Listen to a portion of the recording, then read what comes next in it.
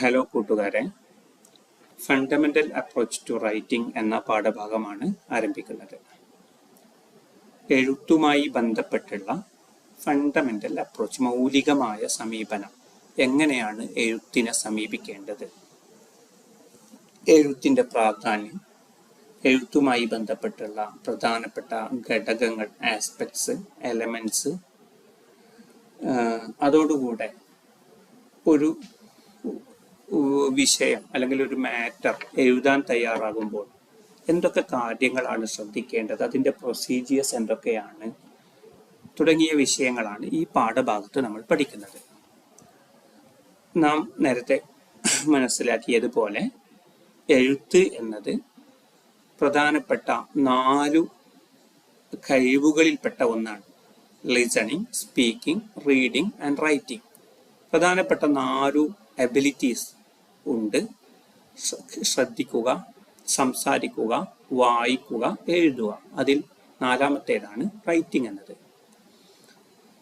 Writing എന്ന ആ ഒരു കല, അത് കൃത്യമായി പ്രകടിപ്പിക്കണമെങ്കിൽ റൈറ്റിങ്ങിനെ കുറിച്ചുള്ള കൃത്യമായൊരു തിരിച്ചറിവ്, സിസ്റ്റമാറ്റിക് ആയിട്ടുള്ള ഒരു അണ്ടർസ്റ്റാൻഡിങ് ആവശ്യമാണ്. അങ്ങനെയെങ്കിൽ എഴുത്തിനെ കുറിച്ച് കൃത്യമായി നമ്മൾ ആദ്യം തന്നെ മനസ്സിലാക്കുകയാണെങ്കിൽ നല്ലൊരു റൈറ്റിംഗ് ഔട്ട്കംസ് നമുക്ക് പ്രതീക്ഷിക്കാൻ പറ്റും. മികച്ചൊരു കൃതിയായിരിക്കും വായനക്കാർക്ക് മുമ്പിലെത്തുക. അഥവാ എഴുത്തിനെ കുറിച്ച് അതിൻ്റെ വിവിധ വശങ്ങളെക്കുറിച്ച്, വിവിധ തലങ്ങളെക്കുറിച്ച് മനസ്സിലാക്കി ഒരാൾ ഒരു കണ്ടന്റ് എഴുതിയാൽ ആ കണ്ടന്റ് വായിക്കുന്ന വായനക്കാരനെ സംബന്ധിച്ചിടത്തോളം അതിൽ നിന്ന് ഏറെ ഫലങ്ങൾ കിട്ടും എന്ന് മനസ്സിലാക്കുക. എന്ന് മാത്രമല്ല, എഴുത്ത് പ്രധാനമായും 2 തരത്തിൽ നമുക്കതിനെ കാറ്റഗറൈസ് ചെയ്യാൻ പറ്റും. ഒന്ന് ക്രിയേറ്റീവ് റൈറ്റിംഗ്, മറ്റൊന്ന് നോൺ ക്രിയേറ്റീവ് റൈറ്റിംഗ്. എഴുത്തിനെ പ്രധാനമായും 2ആയി തരംതിരിക്കാം. ഒന്ന് ക്രിയേറ്റീവ് റൈറ്റിംഗ്, മറ്റൊന്ന് നോൺ ക്രിയേറ്റീവ് റൈറ്റിംഗ്. ഇതിൽ ക്രിയേറ്റീവ് റൈറ്റിംഗ് എന്ന് പറഞ്ഞാൽ, creative writing is any sort of writing that is unique and expressive of the author. ഒരു എഴുത്തുകാരൻ്റെ മനസ്സിലുള്ള, അദ്ദേഹം തന്നെ ഉണ്ടാക്കിയെടുക്കുന്ന, അദ്ദേഹത്തിൻ്റെ തന്നെ ശൈലിയിലുള്ള എഴുത്തുകളാണ്. പ്രത്യേകിച്ചും it is not restricted by established rules. പൊതുവെ എഴുത്തുമായി ബന്ധപ്പെട്ട് നിലവിലുള്ള നിയമങ്ങളൊന്നും ബാധകമല്ലാത്ത, എന്നല്ല എഴുത്തുകാരനെ സംബന്ധിച്ചിടത്തോളം കൂടുതൽ സ്വാതന്ത്ര്യമുള്ള ഒരു എഴുത്താണ് ക്രിയേറ്റീവ് റൈറ്റിംഗ് എന്ന് പറയുന്നത്. എഴുത്തുകാരൻ്റെ ക്രിയേറ്റിവിറ്റി അനുസരിച്ച് അതിൽ മാറ്റങ്ങൾ വരുത്താം, നിയമങ്ങൾ ലംഘിക്കാം. ഉദാഹരണത്തിന് ഒരു കവിത എഴുതണമെങ്കിൽ അതുമായി ബന്ധപ്പെട്ട കുറെ നിയമങ്ങളുണ്ട്. ആ നിയമങ്ങളൊന്നും ആ നിലക്ക് തന്നെ അനുസരിക്കണമെന്ന് നിർബന്ധമില്ലാത്തൊരു മേഖലയാണ് ക്രിയേറ്റീവ് റൈറ്റിംഗ് എന്ന് പറയുന്നത്. അതില് പ്രധാനമായും ക്രിയേറ്റീവ് റൈറ്റിംഗ് എന്നതിൻ്റെ പ്രധാനപ്പെട്ട ലക്ഷ്യം ഇൻഫോം ചെയ്യുക എന്നതല്ല, മറിച്ച് റിവീൽ ചെയ്യുക എന്നതാണ്. സാധാരണ ഒരു പോയട്രി അല്ലെങ്കിൽ ഒരു short story, novel, personal essays, ഇവയുടെ പ്രധാനപ്പെട്ട ലക്ഷ്യം ചില ഐഡിയകൾ എഴുത്തുകാരൻ്റെതായ ശൈലിയിൽ അവതരിപ്പിക്കുക എന്നതാണ്. പ്രധാനമായും ലവ്, ഡിവിനിറ്റി, സ്നേഹം, ദൈവികത തുടങ്ങിയ മാറ്ററുകളാണ് പലപ്പോഴും ക്രിയേറ്റീവ് റൈറ്റിങ്ങിൽ ഉൾക്കൊള്ളാറുള്ളത്.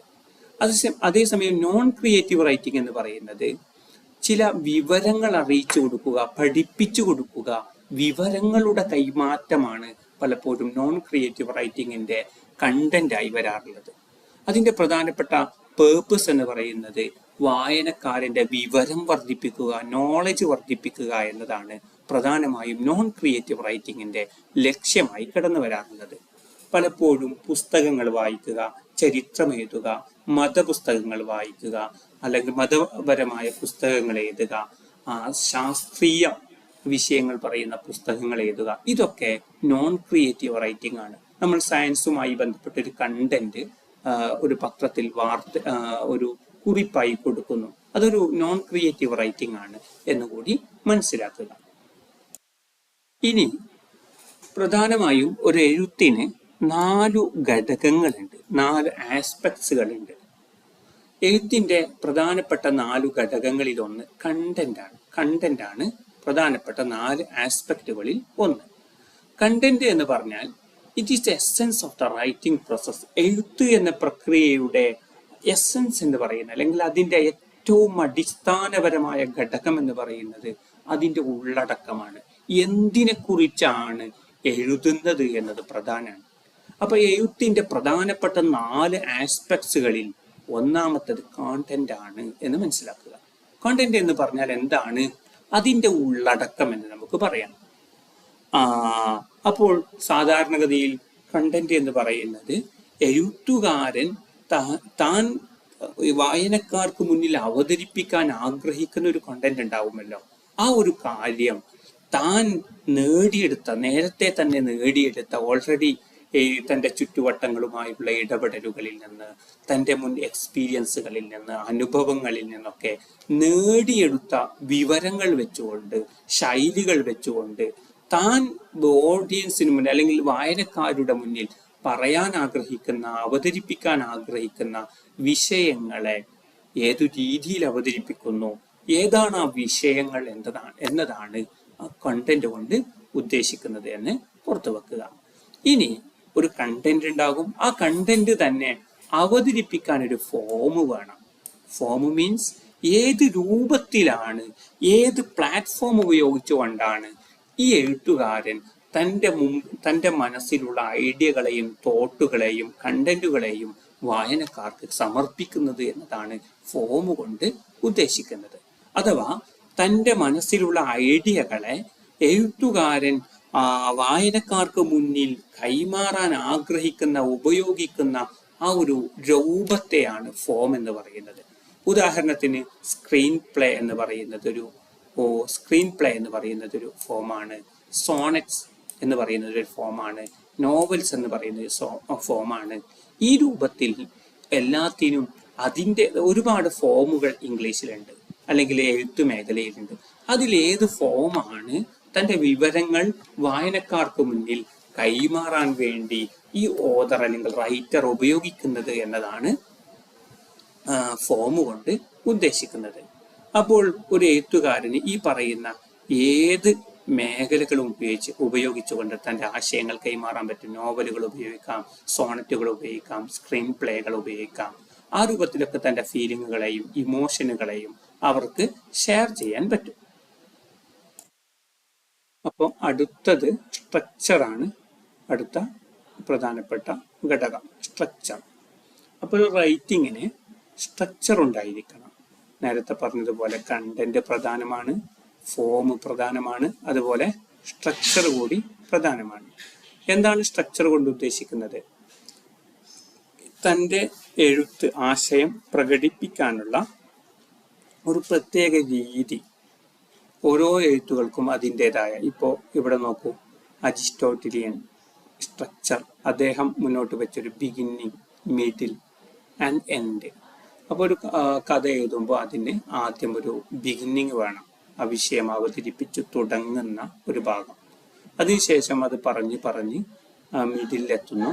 അവസാനം അത് ഒരു കൺക്ലൂഷനോടുകൂടി അവസാനിപ്പിക്കുന്ന ഒരു രീതി, അത് ഒരു സ്ട്രക്ചറാണ്. ഇതേ രീതിയിലാകണമെന്നില്ല. ഓരോ എഴുത്തുകൾക്കും വിവിധ സ്ട്രക്ചറുകൾ സ്വീകരിക്കാം. പലപ്പോഴും ഒരു കഥ ആരംഭിക്കുമ്പോൾ അതിൻ്റെ മിഡിൽ ഭാഗത്ത് നിന്ന് കഥ ആരംഭിക്കുന്ന അങ്ങനെ ഒരു ശൈലി പലപ്പോഴും കാണാറുണ്ട്. അഥവാ ആദ്യം ആ കഥയുടെ പ്രധാനപ്പെട്ട ഒരു ഭാഗം മിഡിൽ ഭാഗത്ത് നിന്നുള്ള ഒരു കോട്ടോ അല്ലെങ്കിൽ ഒരു ഭാഗമോ വളരെ വെറൈറ്റിയിലുള്ള ഒരു ശൈലിയിൽ അവതരിപ്പിച്ചുകൊണ്ട് തുടങ്ങുന്നു. എന്നിട്ട് മെല്ലെ കുറച്ച് മൂവ് ചെയ്തതിന് ശേഷം ആ കഥയുടെ തുടക്കത്തെക്കുറിച്ച്, കഥയുടെ കഥാപാത്രങ്ങളെക്കുറിച്ചുള്ള സൂചനകൾ നൽകുന്ന ശൈലി, ആ രൂപത്തിലുള്ള സ്ട്രക്ചർ ആകാം. അങ്ങനെ എന്ത് പറഞ്ഞാലും ഏതെങ്കിലും ഒരു രീതിയിലുള്ള സ്ട്രക്ചറിനെ ഡിപ്പെൻഡ് ചെയ്യുക എന്നതാണ് പറയുന്നത്. അപ്പോൾ കണ്ടന്റ് പോലെ ഫോം പോലെ പ്രധാനപ്പെട്ട ഒരു ആസ്പെക്ട്സ് ആണ് സ്ട്രക്ചർ എന്ന് പറയുന്നത്.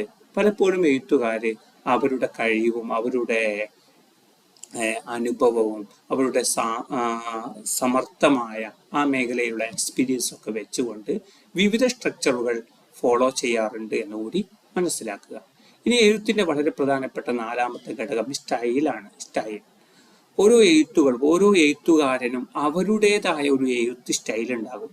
ഉദാഹരണത്തിന് ഒരു വിഷയത്തെക്കുറിച്ച്, ഒരു സെയിം വിഷയത്തെക്കുറിച്ച് രണ്ട് എഴുത്തുകാർ ഒരു ഒരു മാറ്റർ തയ്യാറാക്കുന്നു എന്ന് കരുതുക. ഒരേ വിഷയത്തെ, സെയിം വിഷയത്തെക്കുറിച്ച് രണ്ടുപേര് എഴുതുന്നു. രണ്ടുപേരും എഴുതുന്നത് ഒരേ ഫോമിലാണെങ്കിൽ പോലും രണ്ട് എഴുത്തുകൾക്കും വിവിധ സ്റ്റൈലുകൾ നമുക്ക് കാണാൻ പറ്റും. ഒരു പക്ഷേ ഒരു എഴുത്തുകാരന്റെ എഴുത്തിനെ വായനക്കാർ രണ്ട് കൈകളും നീട്ടി സ്വീകരിക്കുന്നതായി കാണാൻ പറ്റും. അവർ ആ രൂപത്തിൽ ആ എഴുത്തിനെ സമീപിക്കുകയും അതിനെ സ്വീകരിക്കുകയും അതിനെ ആ അർത്ഥത്തിൽ തന്നെ ഉൾക്കൊള്ളുകയും ചെയ്യുന്നു. കാരണം എഴുത്തുകാരൻ ഉപയോഗിച്ചിട്ടുള്ള അല്ലെങ്കിൽ എഴുത്തുകാരൻ്റെ ആ എഴുത്തിന്റെ സ്റ്റൈലായിരിക്കും വായനക്കാരനെ ഏറ്റവും കൂടുതൽ ആകർഷിപ്പിച്ചിട്ടുണ്ടാവുക. ആ രൂപത്തിൽ അതിന് ഉപയോഗിക്കുന്ന വേർഡുകളുടെ ചോയ്സ്, അതിനുപയോഗിച്ച ടോണ്, അതുപോലെ പദങ്ങളുടെ വിന്യാസങ്ങൾ, ഏതൊക്കെ സ്ഥലങ്ങളിൽ ഏതൊക്കെ രീതിയിലുള്ള പദങ്ങളാണ് ഉപയോഗിച്ചിട്ടുള്ളത്, ഇതൊക്കെ ഒരു പക്ഷേ വായനക്കാരെ സംബന്ധിച്ചിടത്തോളം വളരെ കൂടുതൽ ആകർഷണീയത തോന്നിപ്പിക്കുന്ന രീതിയിൽ എഴുത്തുകാരൻ തൻ്റെ വാക്കുകളെ ക്രമീകരിച്ച് വെച്ചിട്ടുണ്ടാകും. ഈ രൂപത്തിൽ എഴുത്തുകാരൻ്റെ മനസ്സിലുള്ള ഐഡിയകളും ഫീലിങ്ങുകളും ഒക്കെ വ്യത്യസ്തങ്ങളായ സ്റ്റൈലുകളിൽ ഉപയോഗിക്കുമ്പോൾ അത് എഴുത്തിന് വലിയ ഒരു മാറ്റം അല്ലെങ്കിൽ വൈവിധ്യങ്ങൾ സമ്മാനിക്കുന്നുണ്ട് എന്ന് കൂടി മനസ്സിലാക്കുക. ഇനി നമ്മൾ പറയുന്നത് basic approaches to the writing process. എഴുത്ത് എന്ന പ്രക്രിയയോടുള്ള അടിസ്ഥാനപരമായ സമീപനങ്ങളാണ്. ഒരു എഴുത്തുകാരൻ ഒരു കണ്ടന്റ് എഴുതുമ്പോൾ ശ്രദ്ധിച്ചിരിക്കേണ്ട പ്രധാനപ്പെട്ട 4 സ്റ്റെപ്സുകളാണ് നമ്മൾ പറയുന്നത്. ആദ്യമായി പ്ലാനിങ്ങുകളും പ്രീ റൈറ്റിങ്ങുകളും പ്രധാനമാണ്. പ്ലാനിങ് ആൻഡ് പ്രീ റൈറ്റിംഗ് എന്നത് പ്രധാനമാണ്. പ്ലാനിങ് പ്രീ റൈറ്റിംഗ് എന്ന് പറയുമ്പോൾ നമ്മളൊരു വിഷയം എഴുതാൻ തുടങ്ങുന്നതിന് മുമ്പ് തന്നെ അവിടെ ഒരു പ്ലാനിങ് സ്റ്റേജ് ഉണ്ടായിരിക്കുക എന്നത് വളരെ പ്രധാനമാണ്. Writer should consider who their readers will be. ഞാൻ എഴുതുന്ന ഈ കണ്ടന്റ് അത് വായിക്കേണ്ട റീഡേഴ്സ് ആരാണ് എന്നതിനെ കുറിച്ചുള്ള നല്ല ധാരണ എഴുത്തുകാരനുണ്ടായിരിക്കണം. ഒരു പക്ഷെ അത് വിദ്യാർത്ഥികളാകാം, എങ്കിൽ വിദ്യാർത്ഥികളുടെ അഭിരുചിക്കനുസരിച്ചായിരിക്കണം ആ എഴുത്തിന്റെ ശൈലി ഉണ്ടാകേണ്ടത്. ഒരു പക്ഷേ ഞാൻ എഴുതുന്ന ഈ കണ്ടന്റിന്റെ റീഡേഴ്സ് കോമൺ പീപ്പിൾ ആകാം, എങ്കിൽ കോമൺ പീപ്പിൾ ആണെങ്കിൽ അവർക്കൊത്ത പദങ്ങളായിരിക്കണം അവിടെ ഉപയോഗിച്ചിരിക്കേണ്ടത്. ഒരു പക്ഷേ പ്രൊഫഷണൽ വിദ്യാർത്ഥികളാകാം, എങ്കിൽ പ്രൊഫഷണൽ വിദ്യാർത്ഥികളുടെ സ്റ്റാൻഡേർഡിനൊത്ത പ്രയോഗങ്ങളും പദങ്ങളും ഭാഷകളുമായിരിക്കണം അവിടെ ഉപയോഗിച്ചിരിക്കേണ്ടത്. ഒരു പക്ഷേ ഏതെങ്കിലും ഒരു മതവിഭാഗമാകാം, എങ്കിൽ അവരുടെ താല്പര്യത്തിനൊത്ത പ്രയോഗങ്ങളും സെന്റൻസുകളും വാക്കുകളും അവിടെ ഉപയോഗിച്ചിരിക്കണം. ഈ രൂപത്തിൽ തൻ്റെ വായനക്കാരാരാണ് എന്ന് മനസ്സിലാക്കുകയും അതിനുശേഷം ഒരു പ്ലാനിങ് തയ്യാറാക്കുകയും വേണം. ഞാൻ ഈ ഒരു എഴുത്തുകൊണ്ട് എന്താണ് ലക്ഷ്യം വെക്കുന്നത് എന്ന് മനസ്സിലാക്കി ആ രൂപത്തിലായിരിക്കണം അദ്ദേഹം പ്ലാൻ ചെയ്തിരിക്കേണ്ടത്. അടുത്ത സ്റ്റെപ്പ് ഓർഗനൈസിങ് എന്നതാണ്. ഓർഗനൈസിങ് എന്നതാണ് അടുത്ത പ്രധാനപ്പെട്ട സ്റ്റെപ്പ്. ഓർഗനൈസ് എന്ന് പറയുമ്പോൾ താൻ പ്ലാൻ ചെയ്ത കാര്യങ്ങളെ ഒരുമിച്ച് കൂട്ടിവെക്കുന്നു. ഏതൊക്കെ രൂപത്തിൽ വളരെ സമർത്ഥമായി വായനക്കാരന്റെ മുമ്പിൽ തൻ്റെ ഐഡിയകളെയും തോട്ടുകളെയും അപ്ലൈ ചെയ്യാമെന്ന രൂപത്തിൽ അതിനെ ഓർഗനൈസ് ചെയ്തു വെക്കുക എന്നതാണ് രണ്ടാമത്തെ സ്റ്റെപ്പ്. ആദ്യം പ്ലാൻ ചെയ്യുന്നു, പ്ലാൻ ചെയ്തതിനെ ഒരുമിച്ച് കൂട്ടുന്നു.